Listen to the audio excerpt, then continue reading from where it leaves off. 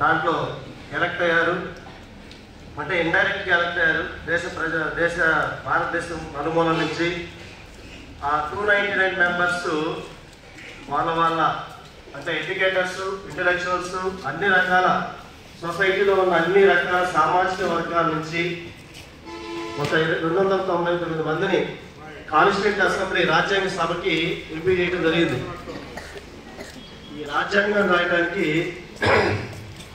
మేధావులు, educators, social awareness ఉన్నవాళ్ళు అనేక మంది ఈ సమావేశంలో ఎలక్ట్ అవ్వడం జరిగింది.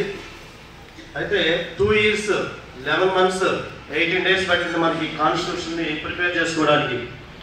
ఈ కాన్స్టిట్యూషన్ ప్రిపరేషన్లో కొన్ని వేల సార్లు రాజ్యాంగాన్ని సవరించారు. దాదాపుగా 7635 సార్లు కాన్స్టిట్యూషన్ని అమెండ్మెంట్ చేశారు. అమెండ్మెంట్ చేయడం అంటే సవరించడం.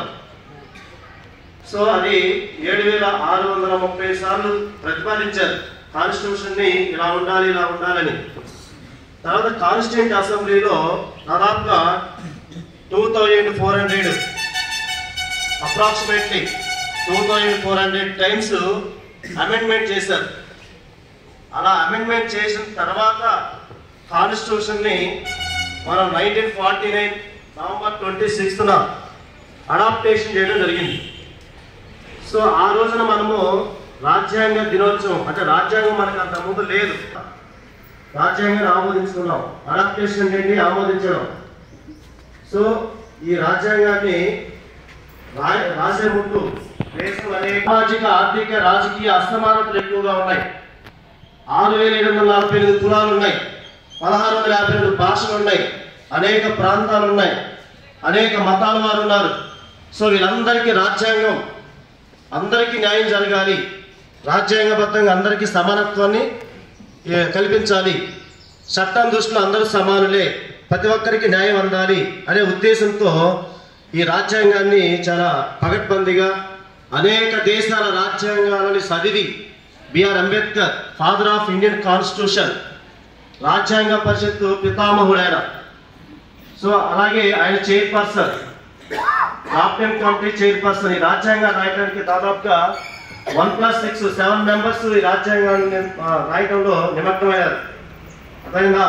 ఈ 299 కాకుండా. అర్థమైందా? సో అనేక సమాజాన్ని దృష్టిలో పెట్టుకొని, భవిష్యత్తును దృష్టిలో పెట్టుకొని, రేపటి రోజున భవిష్యత్తు ఎలా ఉండాలి, ప్రపంచ దేశాల్లో మన దేశం ఎలా ఉండాలి, మన దేశ ప్రజలకు ఎలా న్యాయం అందించాలి, అన్ని రకాల వర్గాల వారికి సమానమైనటువంటి ప్రాతినిధ్యం కల్పించడం, రాజకీయ అసమానత రూపుమాపడం, సామాజిక అసమానత రూపుమాపడం. అన్టచబిలిటీ తెలుసు కదా మీకు, సొసైటీలో 6745 కులాలు ఉన్నాయి, అవునా కదా? ఈ అసమానతను రూపుమాపడానికి రిజర్వేషన్స్ తీసుకొచ్చాడు బిఆర్ అంబేద్కర్. అలాగే సామాజిక, ఆర్థిక న్యాయాన్ని అందించడం కోసం రేపొద్దున ప్రపంచంలో భారతదేశం ఎలా ఉండాలనే దాని గురించి ముందుగానే మేధావులు ఆలోచించి రాజ్యాంగాన్ని తయారు చేయడం జరిగింది. 1979లో అప్పట్లో ఉన్నటువంటి రాష్ట్రపతి రాజ్యాంగ దినోత్సవం రోజునే, అంటే November 26, 1979 November 26న ప్రతి